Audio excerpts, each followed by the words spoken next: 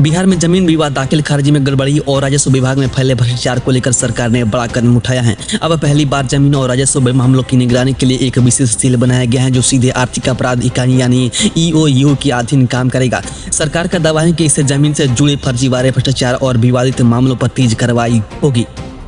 लंबे समय से बिहार में जमीन को लेकर शिकायतें सामने आती रही। कहीं दाखिल खारिज के लिए महीनों इंतजार करना पड़ता था तो कहीं रसीद कटाने और जमाबंदी में गड़बड़ी की शिकायतें आती थी। कई मामलों में आरोप लगे कि बिना रिश्वत दिए काम नहीं होता। इतना ही नहीं, कई जिलों में फर्जी कागजात बनाकर जमीन कब्जे और सरकारी जमीन की खरीद बिक्री जैसे मामले भी सामने आए हैं। इन्हीं चुनौतियों को देखते हुए सरकार ने अब एक विशेष निगरानी तंत्र तैयार किया है। यह नया सेल सिर्फ शिकायत दर्ज करने तक सीमित नहीं रहेगा, बल्कि जांच करेगा, दस्तावेज की पड़ताल करेगा और जरूरत पड़ने पर कानूनी कार्रवाई भी करेगा। जानकारी के मुताबिक इस विशेष सेल में DSP स्तर के अधिकारियों से लेकर इंस्पेक्टर, सब इंस्पेक्टर यानी SI और असिस्टेंट सब इंस्पेक्टर यानी ASI तक की तैनाती की गई है। इसका मतलब साफ है कि ये कोई सामान्य प्रशासनिक इकाई नहीं होगी, बल्कि जमीन से जुड़े अपराधों पर सक्रिय कार्रवाई करने वाले जांच टीम के रूप में काम करेगी। सरकार का मानना है कि जमीन विवाद सिर्फ व्यक्तिगत समस्या नहीं रहा, बल्कि कई जगहों पर यह संगठित भ्रष्टाचार और आर्थिक अपराध का रूप ले चुका है। जमीन के रिकॉर्ड में बदलाव, फर्जी दाखिल खारिज, बिचौलियों का हस्तक्षेप और अधिकारियों की मिलीभगत जैसे आरोप लगातार उठते रहे।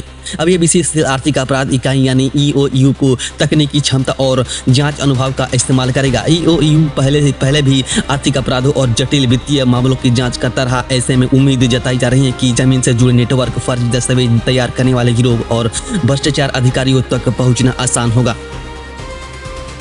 राजस्व में भूमि सुधार विभाग में हो रहे बदलावों को लेकर यह भी कहा जा रहा है कि मंत्री स्तर पर लगातार समीक्षा की जा रही है और अंचल कार्यालय में होने वाले गड़बड़ियों को रोकने के लिए नए फैसले लिए जा रहे हैं। इस फैसले का सबसे बड़ा असर आम लोगों पर पड़ सकता है, क्योंकि सबसे ज्यादा परेशानी उन्हीं लोगों को होती है जो अपने जमीन का दाखिल खारिज करवाने, ऑनलाइन रसीद निकलवाने या म्यूटेशन कराने के लिए सरकारी दफ्तरों में चक्कर लगाते हैं।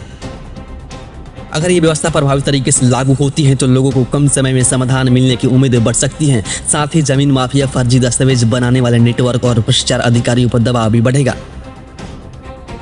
हालांकि बड़ा सवाल यही रहेगा कि क्या विशेष सेल जमीन से जुड़े पुराने मामलों को भी गति देगा? क्या अंचल स्तर पर भ्रष्टाचार वास्तव में कम होगा और क्या आम लोगों को बिना रिश्वत और बिना देरी से सेवाएं मिल पाएगी? कमेंट में बताइएगा।